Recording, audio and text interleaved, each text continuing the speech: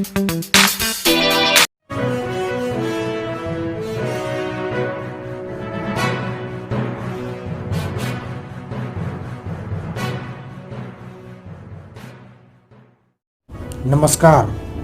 आप देख रहे हैं नेशनल न्यूज टुडे, खबरें वही जो हो सही। मैं विजय कुमार सिंह। अब देखें ये खबर। कर्मियों का ज्यादा दोष नहीं दूंगा, क्योंकि ऊपर से उन लोगों को जो निर्देश आए हैं, गृह मंत्री जो हमारे प्रदेश के, दुर्भाग्य की बात है वही हमारे प्रदेश के मुख्यमंत्री भी हैं, उनकी तरफ से जो आदेश उनको मिले, तो वहां पर अलग अलग घेराबंदी की गई। कुछ पुलिस वाले मुझे बातचीत में लगा कर मीठी मीठी बातें करते हुए आगे ले गए, और उसके बाद वो तो भगवान की कृपा है कि मेरे दिमाग में ये बुद्धि आई और मैंने पीछे मुड़कर देखा, और तब तक मेरे तमाम साथियों को, जो कि हजारों की संख्या में थे, उनको बांध कर पुलिसकर्मी लाठी से उनको पीटने का उनको काम कर रहे थे। जिस बर्बरता से उनके ऊपर लाठियां चलाई गई, मेरा सवाल आज की तारीख में हमारे प्रदेश के गृह मंत्री, जो कि प्रदेश के मुख्यमंत्री भी हैं, उनसे ये सवाल है कि भैया, क्या लोक जनशक्ति पार्टी रामविलास के कार्यकर्ता क्या आतंकी थे? क्या चिराग पासवान आतंकी है? क्या हम लोग पाकिस्तान से भेजे हुए एजेंट्स हैं? भाई, अगर इतनी ही सक्रियता और इतनी ही मुस्तैदी अगर आप बिहार में तब दिखाएं जब आपराधिक घटनाएं घटती हैं, इतनी ही पुलिस की तैनाती अगर आप तब करें जब जहरीली शराब का निर्माण बिहार की पंचायतों में होने लगा, इतनी ही सक्रियता अगर आप तब दिखाएं हमारे गृह मंत्री जी, जब अपराधी आकर दिन दहाड़े हमारे बिहार के लोगों पर गोलियां बरसा के चले जाते हैं, उन्हें लूट कर चले जाते हैं। बाखड़गंज जैसी घटना, जहां पर कंधे से कंधा टकराए बिना दिन में चलना मुश्किल है, ऐसे में दिन दहाड़े 14 करोड़ की लूट मचाकर लोग चले जाते हैं, तो ये अपने में दर्शाता है कि आज की तारीख में बिहार में अपराधियों के मन में तो कम से कम कोई डर, भय, खौफ नहीं बचा। और उसके कारण है क्योंकि पुलिस सिर्फ और सिर्फ राजनेताओं को रोकने में, मुख्यमंत्री नीतीश कुमार जी के खिलाफ जो व्यक्ति आवाज उठा रहा है, उनकी आवाज को दबाने में पुलिस का पूरा इस्तेमाल किया जाता है। आरआरबी एनटीपीसी के छात्र केंद्र सरकार से अपनी मांगों को लेकर सड़क पर उतरे थे, और उनके ऊपर जिस बर्बरता से लाठियां चलाई गई, भाई वो केंद्र सरकार से अपनी शिकायतों को लेकर गए थे, पर आपके पुलिस वालों ने क्या किया? उनको घसीट कर, उनको कमरे से निकाल कर उनको पीटने का उनको काम किया। एसटीईटी के छात्र एक लंबे समय से बार बार वो विज्ञापन मुख्यमंत्री जी आपको दिखाना चाह रहे हैं, जिस विज्ञापन में प्रावधान कुछ और थे, और आपने नियमावली भर्ती के दौरान आपने उसको बदलने का आपने काम किया, जिसमें यकीनन भ्रष्टाचार एक मापदंड आपने उसको बनाया। आज की तारीख में बिहार में मुझे बता दीजिए ना, कोई एक भर्ती बिना भ्रष्टाचार घूस दिए होती है? भर्ती ही नहीं, बिहार में कोई एक काम बिना घूस दिए होता है क्या? कोई सरकारी योजना का लाभ अगर किसी गरीब आदमी को चाहिए, कोई भर्ती अगर किसी को करवानी है, कहीं पे दाखिला किसी को करवाना है, बिना घूस लिए एक काम नहीं होता। और मुख्यमंत्री बोलते हैं कि जीरो टॉलरेंस है इनका करप्शन के खिलाफ।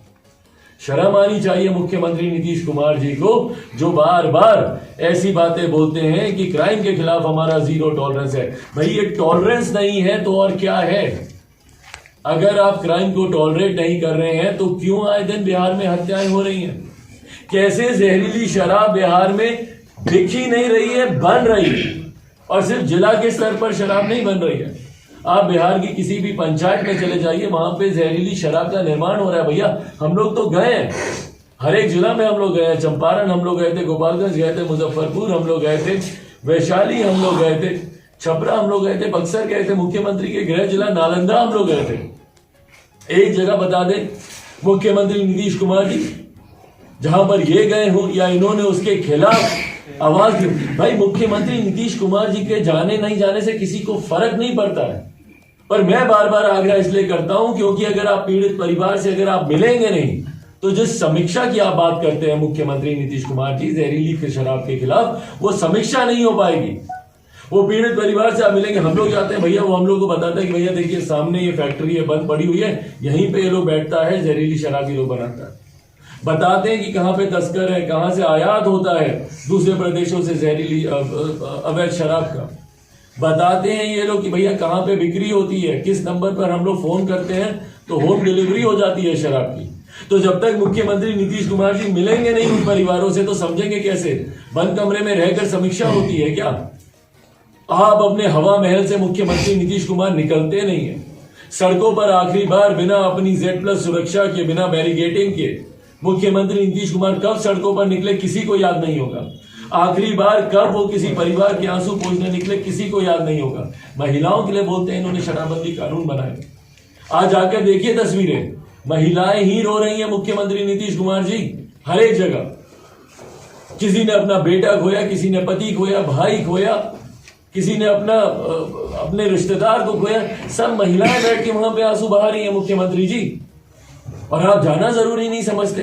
बंद कमरे में आप सोचते हैं कि आप शपथ पढ़वा देंगे तो शराबबंदी कानून धरातल पर उतर जाएगा। शपथ तो आपने भी ली थी मुख्यमंत्री नीतीश कुमार जी, शपथ तो आपने भी ली थी। क्या शपथ ली थी? लोकतंत्र के मंदिर में खड़े होकर आपने शपथ ली थी कि मिट्टी में मिल जाऊंगा, पर भाजपा के साथ नहीं जाए। जो मुख्यमंत्री लोकतंत्र के मंदिर में खड़े होकर झूठी शपथ खा सकते हैं, अगर वो अपनी शपथ को भूल सकते हैं तो बताइए ना कि बंद कमरे में जो अधिकारियों को आपने शपथ दिलाई वो शपथ धरातल पर उतरेगी? शर्म आनी चाहिए। बिहार में जिस तरीके से छोटी छोटी बच्चियों को देह व्यापार में घसीटा जा रहा है, हम लोगों ने कभी नहीं सोचा था कि मुजफ्फरपुर की घटना के बाद ऐसी शर्मनाक, घिनौनी, निंदनीय घटना का पुनरावृत्ति कभी होगी दोबारा। पर पटना में इनकी नाक के नीचे वहां पर पुनः बालिका सुधार गृह जैसी घटना की पुनरावृत्ति होती है। छोटी छोटी बच्चियां कैमरे पर आकर बताती हैं कि किस तरीके से हम लोग को देह व्यापार में हम लोग को घसीटा जा रहा है।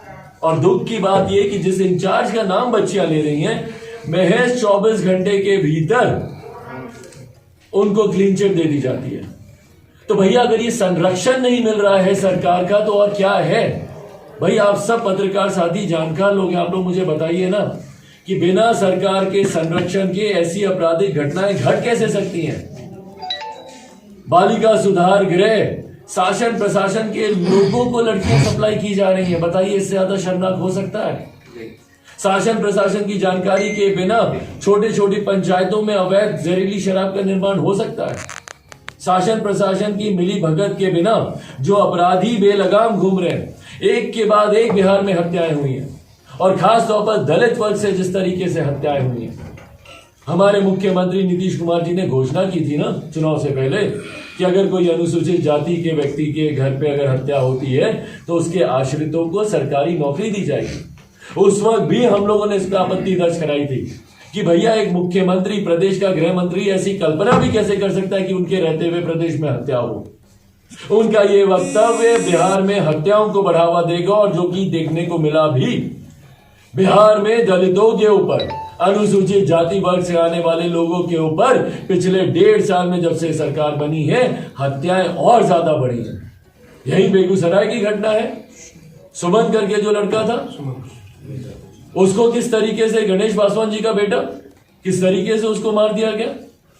क्या हुआ उसके बाद? किसी की गिरफ्तारी हुई? भाई सरकारी नौकरी का लाभ मिलना तो बहुत दूर की बात है।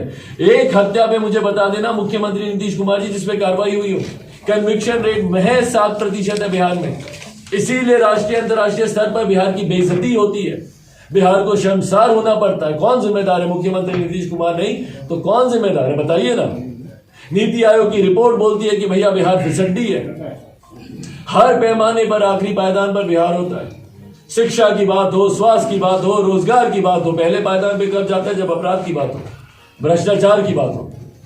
स्वास्थ्य को लेकर जिस प्रदेश के मुख्यमंत्री को शर्म नहीं आती, इन्हें प्रदेश के मुख्यमंत्री को खुद अपने मोतियाबिंद का ऑपरेशन कराने 1000 किलोमीटर की फ्लाइट लेकर दिल्ली जाना पड़ता है। कारण है उसका भैया। बिहार में इलाज करा लेते तो इनको भी अपनी आंख गंवानी पड़ती, जैसे उन दर्जनों लोगों ने मुजफ्फरपुर में अपनी आंख गंवाई है। इनको पता था कि मोतियाबिंद का ऑपरेशन हम कराएंगे तो हमारी आंख निकाल ली जाएगी। आम बिहारियों की निकाली गई, इनको कोई फर्क नहीं पड़ा। इन्होंने हिंसा, लूटमार, डकैती तो भूल जाइए। ये तो ऐसा लगता है कि भैया रोज की बात है। अब तो सुन के भी कानों को भी अब आदत सी पड़ने लग गई है लोगों को। अच्छा ठीक है, लूट हुई कोई बात, हत्या हो गई कोई बात, ये तो हो ही रहा है, जहरीली शराब से मर गया।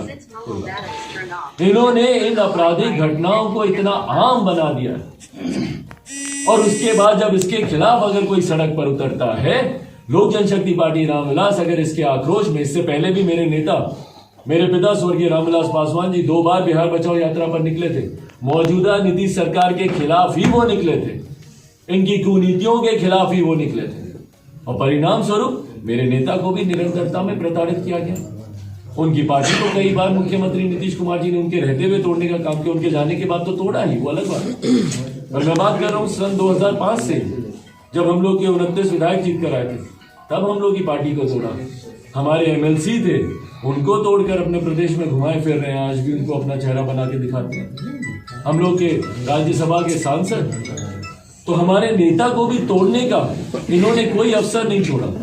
तोड़िए मुख्यमंत्री जी, हम लोग को फर्क नहीं पड़ता। आपने चिराग पासवान को भी तोड़ने के लिए पूरी एड़ी चोटी का जोर आपने लगा दिया। इसको इसके परिवार से अलग करो, इसको इसकी पार्टी से अलग करो, इसको इसके पार्टी का सिंबल इससे छीन लो। उन्होंने कोई कसर मुख्यमंत्री नीतीश कुमार जी ने नहीं छोड़ी चिराग पासवान को भी खत्म करने की। पर बार बार मेरे नेता, मेरे पिता इस बात को कहते थे कि जिसके साथ जनता है उसको घबराने की जरूरत नहीं है।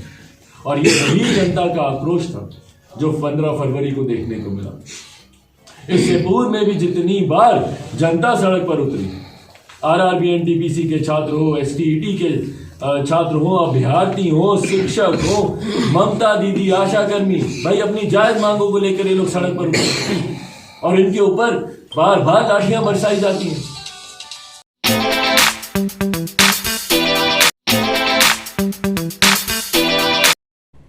कृपया नेशनल न्यूज टुडे चैनल को सब्सक्राइब करें। Please subscribe national news today channel.